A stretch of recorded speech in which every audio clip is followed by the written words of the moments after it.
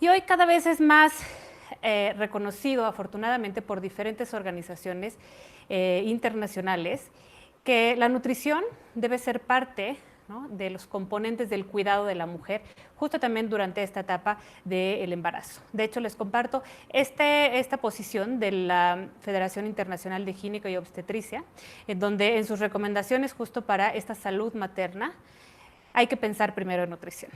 ¿Y por qué pensamos en primero nutrición? Pues bueno, porque lejos de ver a los alimentos como nada más energía y los carbohidratos y la grasa, pues los alimentos son mucho más allá y es información. Y esta información, ¿no?, es este poder de los alimentos de hablarle al código genético, de decirle justo cómo expresarse. Eso es como debemos pensar a los alimentos. Y estos alimentos entonces condicionan el ambiente intrauterino, que eso es lo que se ha asociado justo a la programación fetal, ¿no?, a la programación fetal en salud, en donde este ambiente nutricio condiciona cambios celulares, cambios en las estructuras, en la anatomía de los órganos, y eso es lo que puede entonces programar la salud a largo plazo de este nuevo ser. Y los micronutrientes, que a veces se olvidan, pues son justo uno de los elementos más importantes para esta regulación genética y para entonces poder hacer ajustes en este metabolismo y en este crecimiento fetal, para poder promover un adecuado crecimiento fetal. Y en esta imagen es muy claro y vemos cómo los micronutrientes están presentes e importantes en todos los momentos, desde antes de la concepción y desde el momento de la implantación, para la salud placentaria, obviamente para la salud, entonces para la organogénesis y el desarrollo adecuado de este bebé. Vean cómo están todos estos nutrimentos involucrados. Y uno de los que más se repite, como vemos aquí, es este ácido fólico del que nos vamos a enfocar en esta plática. Pero todos estos micronutrimentos, como vemos, tienen que ver con la prevención de diferentes resultados perinatales adversos. Así que bueno, ¿por qué es importante el folato? Pues bueno, este folato, como vemos, participa justo en esta división celular, en una adecuada división celular. Tiene un papel importante en esta síntesis del DNA, en el metabolismo de ácidos nucleicos, de aminoácidos. Y justo en esta etapa de rápida replicación celular, pues es muy importante que este nutrimento esté en cantidad correcta. Además, tiene que ver con muchas otras cuestiones, como vemos aquí, la prevención de anemia megaloblástica para la salud también materno-fetal, así como muchas otras funciones, entre las cuales está esta función neurológica, que también es importante relacionada a este ácido fólico. Y como vemos, este ácido fólico hoy es parte de uno de los ciclos celulares más importantes y que ahora se estudia bastante, que es este metabolismo de un carbono, que tiene que ver justo con la metilación del ADN fetal. Este ácido fólico, ya sea de suplementos o de la dieta, entonces entra en este ciclo para poder donar, es un donador de grupos metilo, así que entra a este ciclo, dona su grupo metilo para que este llegue al DNA y poder metilarlo. Como ven, este es uno de los donadores más importantes, de los nutrimentos más importantes, aunque hay algunos otros involucrados también en este proceso, como el resto de las vitaminas del complejo B, así como zinc. Y bueno, decíamos que esta etapa fetal justo es muy importante en cuanto a metilación y a ácido fólico. Después, justo de la fertilización, ¿no?, hay una demetilación de este código genético. Para después de la implantación hay una rápida metilación de este ADN. Por eso esta etapa de embriogénesis es lo que se conoce como una ventana crítica en el establecimiento de este epigenoma. Y entonces este nuevo DNA tiene que metilarse adecuadamente. Y eso significa que hay áreas que se van a promover en cuanto a metilación para que entonces se silencien esos genes, o que se queden sin metilar para que entonces se herede este potencial de transcripción genético. Y entonces necesitamos justo de este equilibrio entre metilación y no metilación para que ese código genético pueda expresarse. Y eso es lo que nos da, esta justa metilación del DNA es lo que nos da esta susceptibilidad individual, ¿no?, lo que nos hace más susceptibles o no a diferentes enfermedades, que son el panorama de este país, ¿no? Y bueno, pues como vemos, estas alteraciones tempranas durante esta diferenciación del linaje celular pueden ser reversibles, hay algunos que son reversibles y otros no. Y de hecho tenemos evidencia de cómo este folato puede alterar estos patrones de metilación de este feto.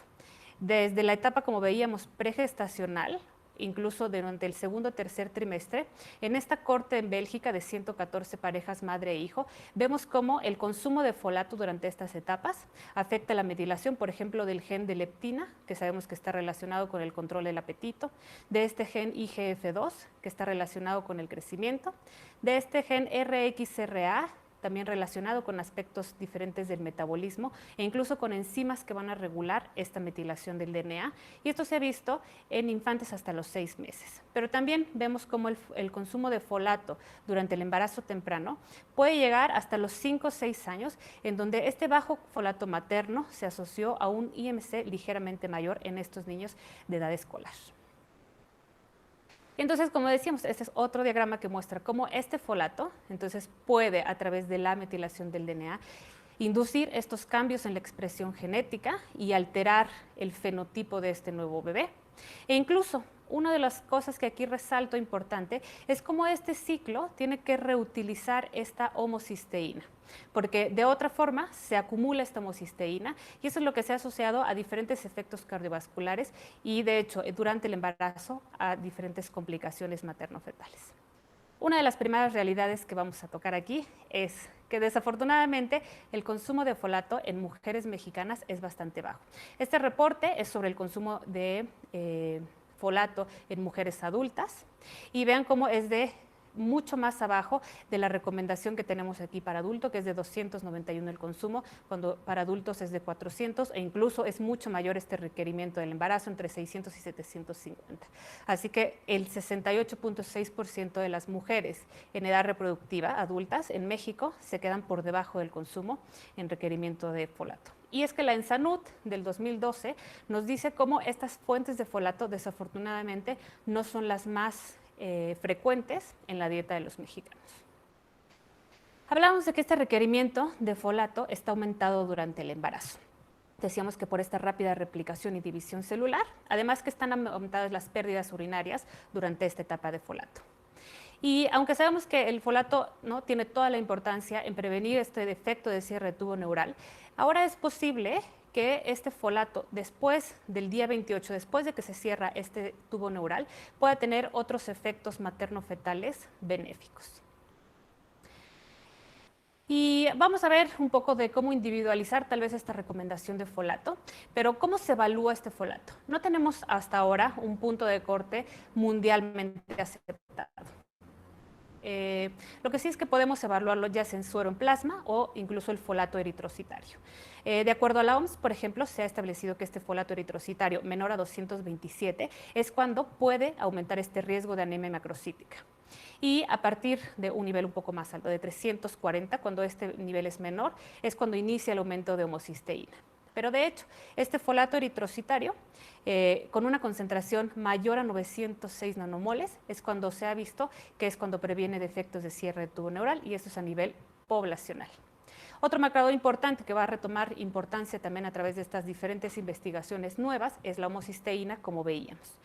Y esta para adultos, por ejemplo, hay algún rango que tampoco tenemos una referencia mundial y aceptada. Para adultos está alrededor de 15, debe ser menor a 15. Para embarazo, pues es bastante incierto todavía. Se ha sugerido, por ejemplo, que sea menor a 10 micromoles por litro durante el embarazo, o incluso hay algunos autores que ya empiezan a segmentarlo por los diferentes trimestres del embarazo.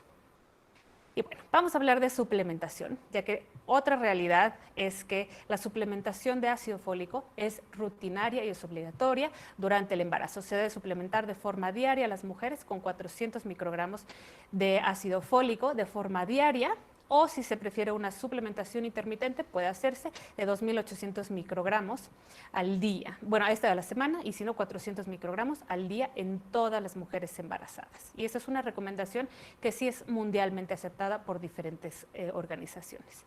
¿Y por qué ¿a qué se ha asociado esta suplementación de ácido fólico? Pues bueno, justo con prevención de los defectos de cierre de tubo neural, que es su principal, ¿no?, efecto en cuanto a prevención, pero también hemos visto que mejora el peso al nacer, por lo tanto mejora también, previene esta prevalencia de bajo peso al nacer, así como veíamos anemia megaloblástica durante el embarazo.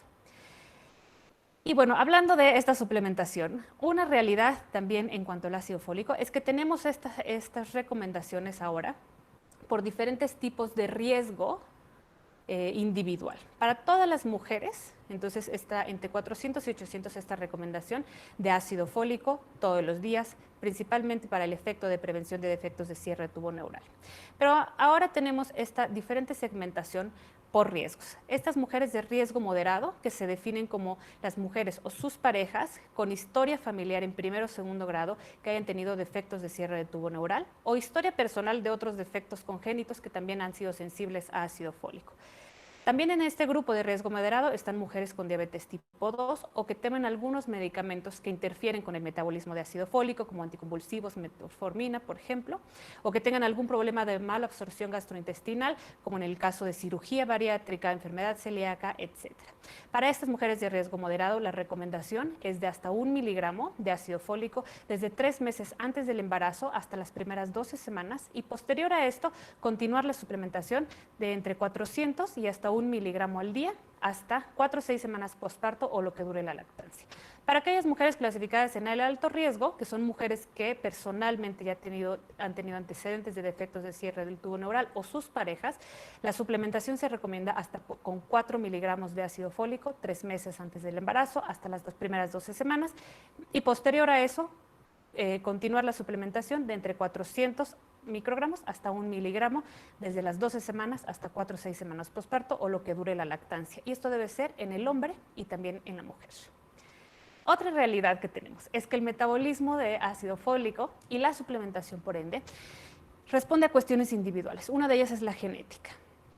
Y se han identificado que este gen de la metiltetrahidrofolato reductasa, se han asociado diferentes mutaciones de este gen. Hasta ahora se tienen hasta 34 mutaciones identificadas que tienen que ver con la deficiencia de esta enzima y entonces no se puede activar al ácido fólico para que pueda hacer su función y entonces metilar ese DNA. Por ejemplo, en este estudio de más de 7,000 recién nacidos en 16 áreas de todo el mundo, se vio que el 60-70% de estas personas tendrán al menos uno de estos polimorfismos, y esto es a nivel mundial. Pero en México ya se ha documentado que existe una alta prevalencia en cuanto a mutaciones de este gen. De hecho, por ejemplo, y esto es comparándolo con otras poblaciones, esta alteración del genotipo 677TT es mayor entre mexicanos, que llega a ser hasta casi del 50%, contra menos del 20% la prevalencia en europeos. Aquí tenemos otro estudio que documenta cómo este polimorfismo del gen de la metiltetrahidrofolato reductasa puede encontrarse hasta en el 60% de los mexicanos. Así que en cuanto a la suplementación de ácido fólico con una mutación de este polimorfismo, debe darse, como veíamos, hasta 4 miligramos al día de ácido fólico todos los días. Y esto es porque esta alteración en este gen entonces provoca menor actividad enzimática, como decíamos, menor, ¿no?, estado de folato eritrocitario y sérico, así como una mayor concentración de homocisteína. Otra de las realidades, hablando de ácido fólico, es que hay muchas otras cosas que tendríamos que tomar en cuenta. Una de ellas es el estado pregestacional, ya que este aspecto también prevalente e importante en nuestra población, como es el sobrepeso y obesidad pregestacional, se ha visto que entonces puede alterar el metabolismo de folato en las mujeres, así como de otros nutrimentos. Pero el sobrepeso o obesidad pregestacional puede condicionar entonces la reducción de folato en suero en las mujeres. Por lo tanto, pues podrían también beneficiarse entonces de una suplementación mayor. Esto, como ha sido cada vez más documentado, hay diferentes organizaciones como la Federación Internacional de Gineco y Obstetricia o en estas guías de excelencia clínica de Reino Unido se recomienda que estas mujeres con obesidad con un índice mayor a 27 o sobrepeso y obesidad podrían beneficiarse de una suplementación hasta de 4 miligramos al día o incluso en diabetes previa también hasta de 5 miligramos al día, que es de las mayores dosis que se da. Esta es otra recomendación de este Colegio Real de Gineco y Obstetricia, en donde igual marca a las mujeres de alto riesgo con una mayor suplementación al día, como es en las mujeres que tengan obesidad, como ven aquí, diabetes. Obviamente esta historia de defectos de cierre de tubo neural, y otra vez marca una suplementación de hasta 5 miligramos al día. Otra de las realidades que tenemos que tomar en cuenta en cuanto a suplementación y a metabolismo de ácido fólico es que también encontramos como algunos otros medicamentos pudieran alterar este metabolismo del ácido fólico. Y es cada vez más frecuente encontrar documentación de cómo el uso de anticonceptivos orales puede afectar el metabolismo de muchos nutrimentos, entre ellos el folato. No solo el uso de anticonceptivos orales puede alterar y aumentar el riesgo de presentar obesidad y por lo tanto un metabolismo alterado de folato, sino que además disminuir estas concentraciones de folato seco. Y esto pasa al tomar anticonceptivos orales durante un periodo prolongado que se define como más de 6 meses, lo cual estarán la mayoría de las mujeres también en nuestro país en este caso. Ese es un metaanálisis, ¿no?, que también tenemos como la mayor evidencia, en donde vemos que las concentraciones de folato entre las usuarias de anticonceptivos orales, este folato tanto en plasma como eritrocitario, es mucho menor entre las usuarias que entre las no usuarias. Y otros medicamentos que podemos mencionar que también tienen interacción con el metabolismo de ácido fólico son estos antiinflamatorios no esteroideos, los anticonvulsivos o incluso hipocolesterolemiantes pudieran causar alteraciones en este metabolismo. La siguiente realidad que vamos a ver es que, dijimos, este bajo consumo de folato materno, el bajo estado materno de folato y de otras vitaminas del complejo B como B12, B6, colina, pudieran entonces hacer que se aumente la concentración, como veíamos, de homocisteína y provocar hiperhomocisteinemia. Y este es uno de los que se ha asociado, entonces dijimos, a cuestiones cardiovasculares, a la disfunción celular del endotelio, y por lo tanto esto durante el embarazo podría afectar la función de la placenta. De hecho, de nuevo, tenemos algunos metaanálisis en donde vemos, bastante reciente del 2018, que las mayores concentraciones de homocisteína en el primer trimestre aumentaron el desarrollo de preeclampsia en las mujeres. Este metaanálisis de más de 20,000 mujeres vieron que hubo un mayor riesgo, hasta 25% mayor riesgo, de tener un hijo pequeño para la edad gestacional en las embarazadas que tenían las mayores concentraciones de homocisteína. Incluso en diferentes cortes, como en esta generación R, ha aumentado en 2 veces el riesgo de prematurez y de preeclampsia en estas mujeres que tenían bajo folato. E incluso, como veíamos, esto pudiera afectar el neurodesarrollo en la descendencia, ya que los niños que nacieron de mujeres con una homocisteína elevada en el segundo y en el tercer trimestre tuvieron menores puntajes en lenguaje expresivo y en los dominios de motricidad gruesa de esta prueba Bailey, incluso después de estar ajustado por confusores maternos e infantiles. Y en este metaanálisis que les presento aquí, nos dice que la suplementación con ácido fólico logró disminuir hasta en 25% la concentración de homocisteína. Y bueno, este metaanálisis que les presento acá también tuvo un efecto positivo, aunque moderado, en donde la suplementación del ácido fólico pudo reducir el riesgo de preeclampsia. La siguiente realidad, hablando de ácido fólico, es sobre el tipo de suplementación y la biodisponibilidad de ácido fólico. La realidad de esto es que hay muy poca evidencia. Se ha estudiado muy poco cómo los diferentes tipos de suplementación pueden afectar las concentraciones, e incluso durante el embarazo es donde hay mucha menor evidencia.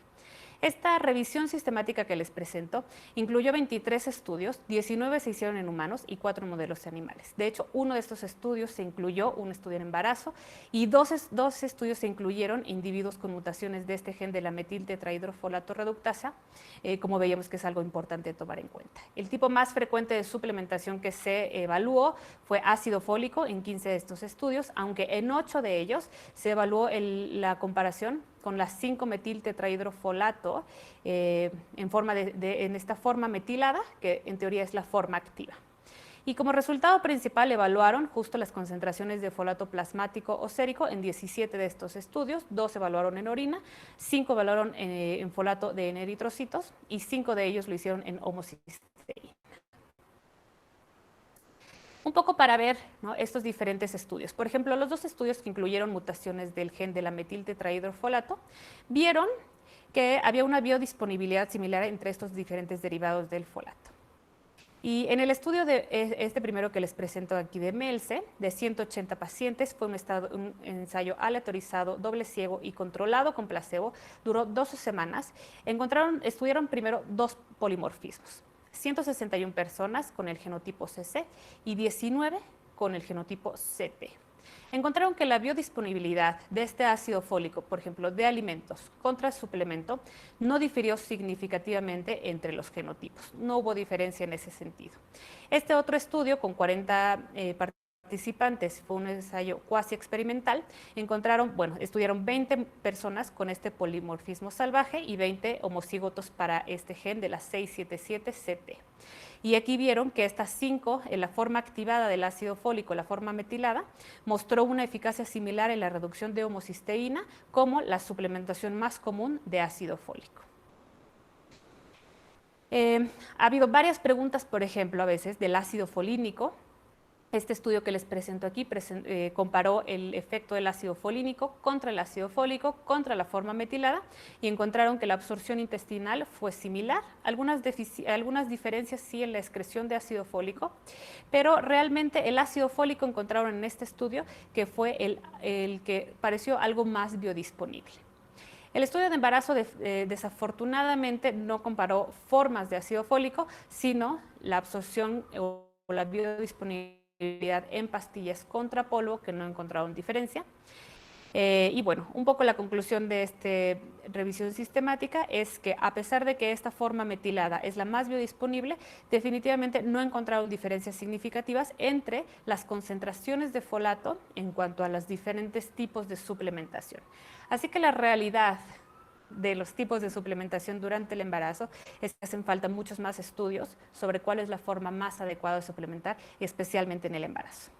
Así que todavía la literatura no es suficiente para poder definir cuál es la forma más adecuada, más biodisponible para aportar este ácido fólico. Y bueno, otros efectos que se han encontrado, ¿no?, que podríamos también analizar, es que si hablamos de suplementación y de dosis tan elevadas, tendríamos que hablar del exceso de ácido fólico. Hay 2 preocupaciones en ese sentido durante el embarazo. El primero es que este exceso de ácido fólico podría enmascarar la deficiencia de vitamina B12 que vemos que está ligada, está en ese mismo ciclo. ¿Qué tan mito o qué tan realidad es esto? Esta es una realidad. Pero durante el embarazo se ha visto que esta deficiencia de B12 a través de un exceso de ácido fólico pudiera presentarse con las dosis más altas de hasta 5 miligramos al día y cuando se da el ácido fólico de forma aislada, cuando no hay otros nutrimentos que se puedan aportar entonces también de forma conjunta, por ejemplo, en un multivitamínico. Y de hecho esto viene de estudios provenientes de la India, en donde se han utilizado estas dosis más altas. Y vemos cómo aquí el ácido fólico, para poder actuar en su ciclo, necesita de esta B12 para que entonces pueda donar el grupo metilo. Si no hay B12, entonces este folato se acumula y es cuando ya hay un exceso de ácido fólico y una deficiencia de B12 concomitante.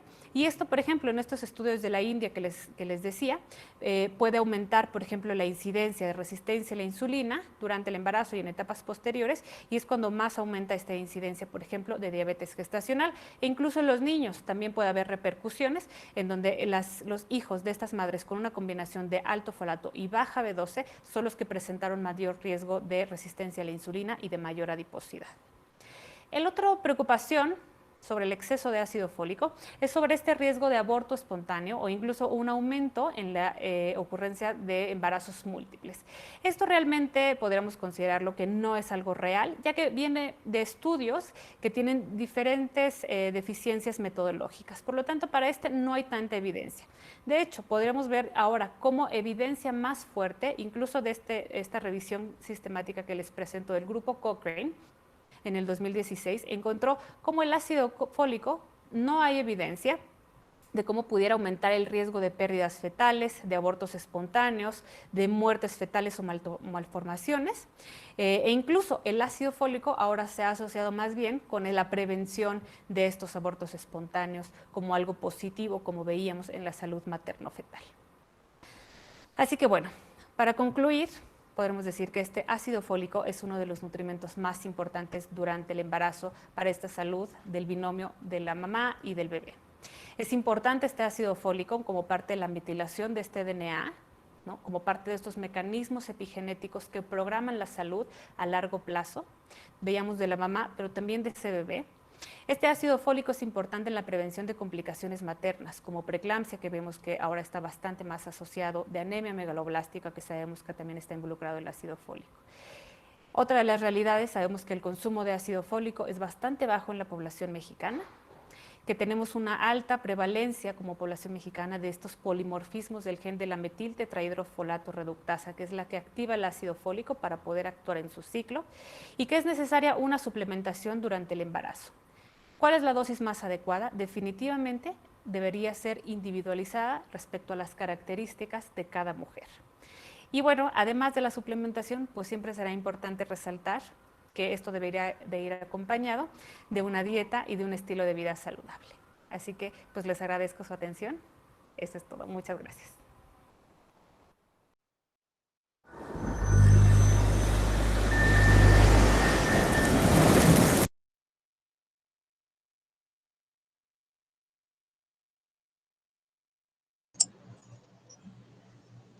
Muchísimas gracias, Greta, por compartirnos el anterior video. No sé si hasta este momento alguien quisiera compartir algún comentario o le haya surgido alguna duda o pregunta.